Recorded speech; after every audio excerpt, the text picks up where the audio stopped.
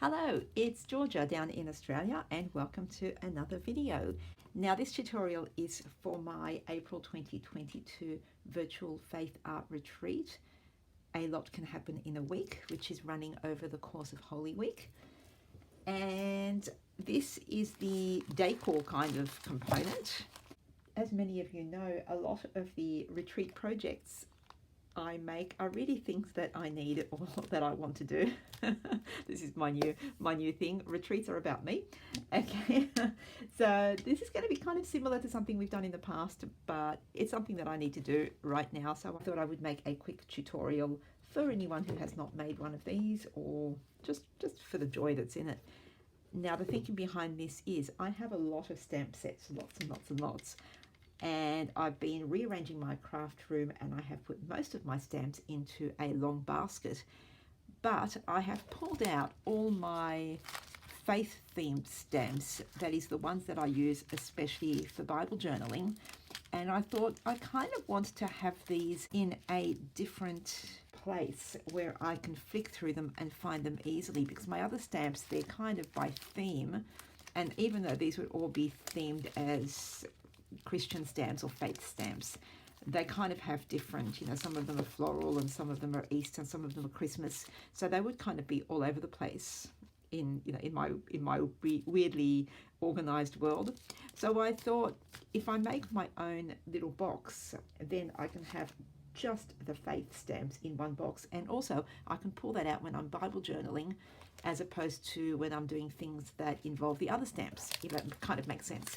So I wanted a little box just for this, and of course, being completely unprepared, I did not gather my supplies in advance as I should have. So here we are a couple of days before retreat, got to make this video.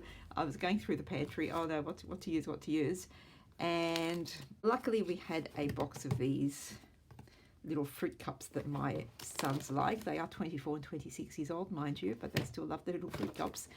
And I thought, well, this is great because if I pull out the widest of my stamps, to be one of these, it will fit quite nicely into this box, and it is wide enough that I can have quite a few sets. So I'm going to cut it to size. Now, I want to grab a shorter one. Let's see. This is a nice short one. When I have the stamps in the box, wow, this one's coming apart, but when I have the stamps in the box, I kind of want the top of them to be sticking out so that I can flick through them and find the ones that I want. So, just grabbing a marker, I'm just going to put a mark on this box of where I want it, and I think about here would be good. So now it's just a matter of measuring that on all sides so that it's kind of straight. And I'm going to just mark it off before I cut it.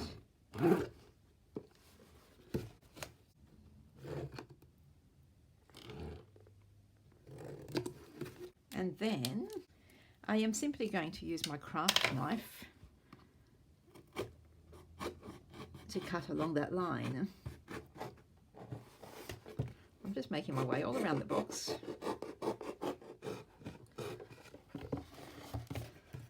So here I have my box, and the bonus is that the top part, because of the way I've cut it, I've left it intact, so I have another box for something else, which is great. So my little box here will fit my stamps, lots of room to add more sets, so that will be great. Okay, we're done. Not quite. So my plan is very much like other boxes that we've made in the past. I plan to color the edges or paint the edges with black, just because I do like that black bordering. Then I'm going to stick some pattern paper over each of the sides that I will cut to size so it is just a little bit smaller than the actual sides, which explains why I want to paint those edges black. I'm not going to waste the paint painting the entire thing because there'll be paper over it, but I want a black border around each side, so I will paint that. Now, before I do that, if you have some masking tape, this is a good job for masking tape. Unfortunately, I don't, so I'm going to sacrifice some of my washi tape. I have this washi that is almost masking tape kind of texture, and I'm going to use it to just cover all the edges. So I've put a strip down on this edge so that it is half on and half off the side of the box.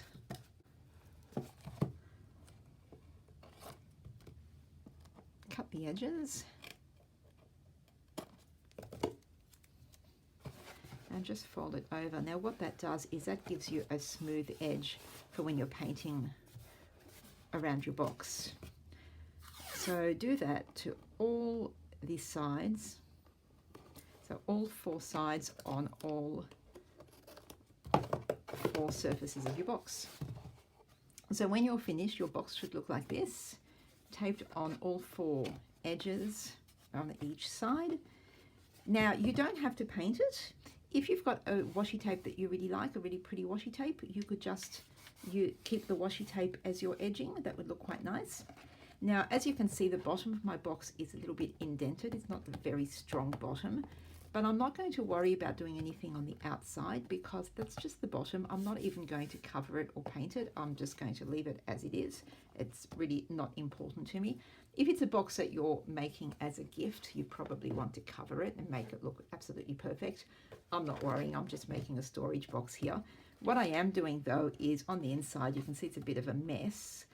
I have cut a piece of very thick card to the size of the bottom of my box, and I'm just going to pop that in there, and that has strengthened the bottom and made it look a lot nicer and flatter, and it will make it a lot more resistant over time, and it's also strengthened the bottom there, as you can see.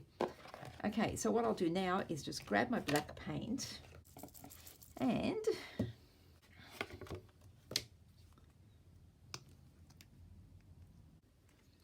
I'm going to use that paint to just paint those edges. So once again, I don't need to paint the entire side because I am going to cover it with paper. So I just want a nice thick layer of black all around the 4 edging sides. And I just continue all the way around. When you've finished painting your box, it should look like this. And that's the inside because I am going to cover the inside with panels as well. So I've dried this a little bit with my heat gun, but I'm going to put it aside to dry really well. And in the meantime, I have taken some measurements of each of the sides so that I can cut some papers to cover them. Now, because I know that I am so fickle, especially when it comes to craft storage, I know that this might not always be my faith stamps in this box. I very well might change my mind at some point and start using it for something else. So I want to keep the theme kind of general. I have pulled out a couple of sheets of a Stamperia collection called Atelier des Arts. I've had these set aside for a while, wondering what am I going to do with them, and I think I have found a very good use for them. So I'm just going to cut off that barcode strip.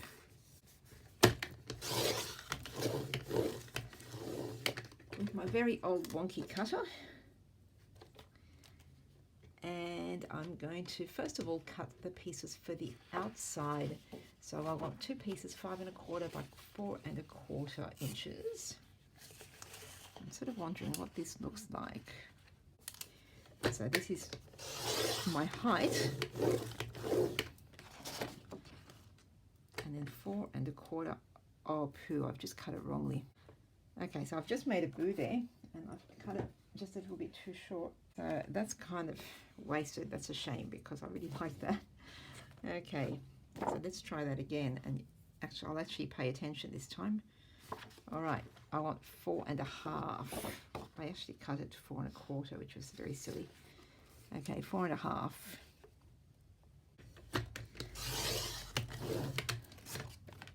By 5 1/4, that's where the quarter comes in.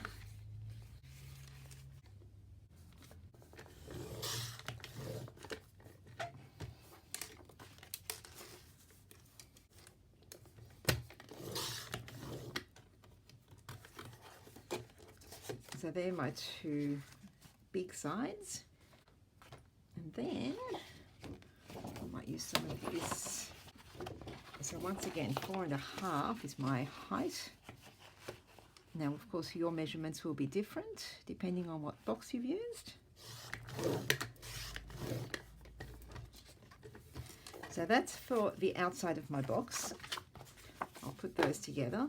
And now cutting the inside of my box, I may as well just cut more of the same here for the inside short bits.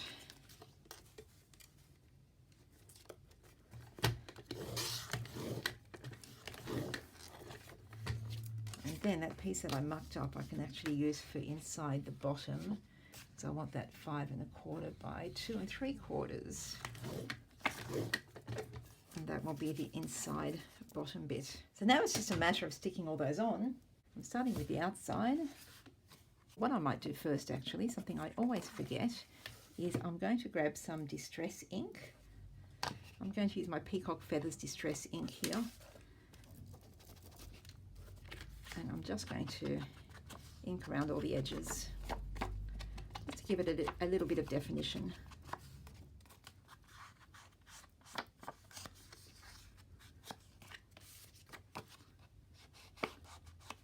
Okay, now I can start sticking the panels on. So it's just a matter of grabbing some strong glue.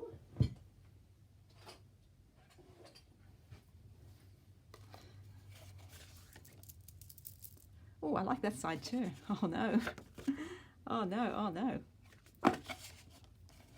Oh, I kind of like that. I think I'm going to use that side. I like that side. I like that side too, but I think that looks good. Oh, goodness. All right. Oh, give that one a bit of inking. You see what I mean about me being fickle? I can just change my mind at the drop of a hat. But once the glue goes on, that's it. I am now committed. Okay, and then just line it up nicely. And that's the first side. And you just make your way around all the sides of your box.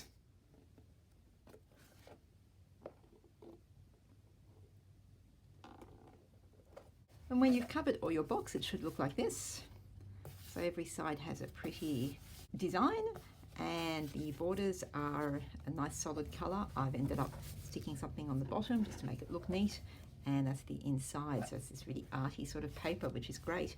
Now, a lot of the times when I make these boxes, I'll put a lace trim around the top, but because I'm using this as a storage box and things are going to be going in and out all the time, and it might get quite full, I think having that ribbon or lace trim will get a little bit scrappy and get damaged over time. So I think all I'll do is put some sort of little embellishment or something on the front. You could leave it just like this. I'm tempted to leave it as it is, but I think I'll just put a little thing. I've pulled out the chipboard die cuts that come with this collection. Now, Atelier des Arts translates to art studio, so these are all arty kind of die cuts, so I'm not going to find anything stamping. But then again, like I said, this might not be a stamping box forever. I am fickle. Oh.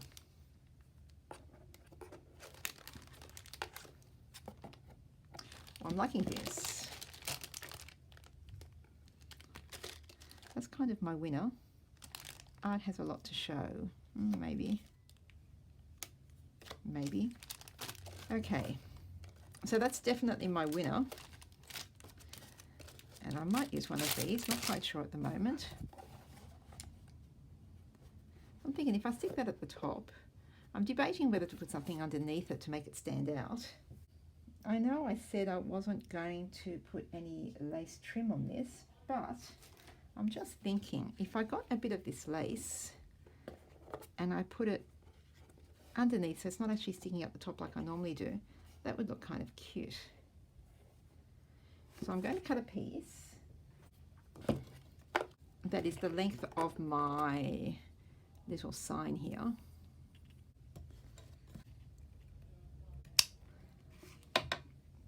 And I'll just grab my glue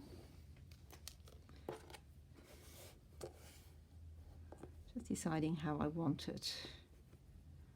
I want the sign to be sticking up just a tiny bit. So, all right, okay, this is what I want. So I'm sticking my lace down first. Not quite at the top. This is where I see how I did not cut the top of it straight, but that's okay. Now, if you're an exact person, you might actually measure and make sure it's centered, but I think you all know that that's not me. I tend to just pop things down and they fall where they fall. Whoops.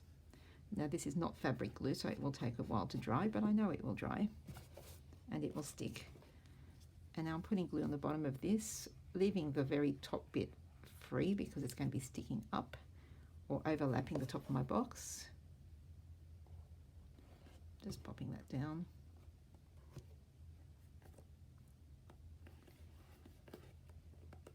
Cute. I'm just going to grab some of these clips to hold it down. Okay, so they will hold this while it dries.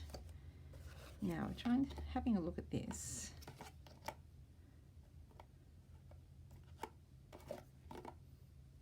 I like this. Art has a lot to show, and I especially like it because of the fact that it's a tag.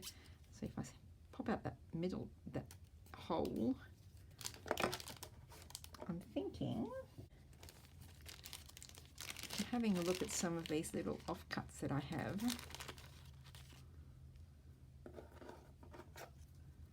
And I want something kind of colourful and messy to go with that background that I've got.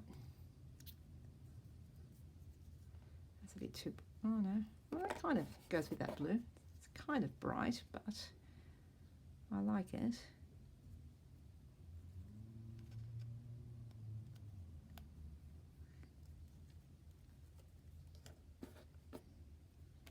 Yeah, that's kind of cute.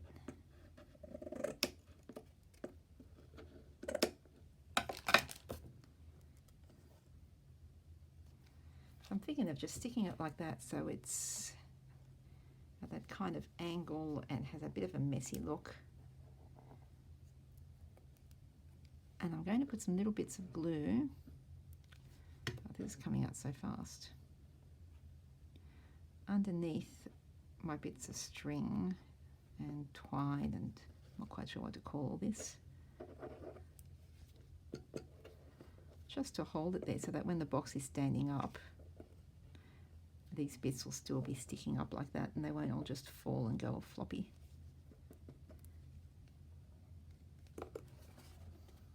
Yay!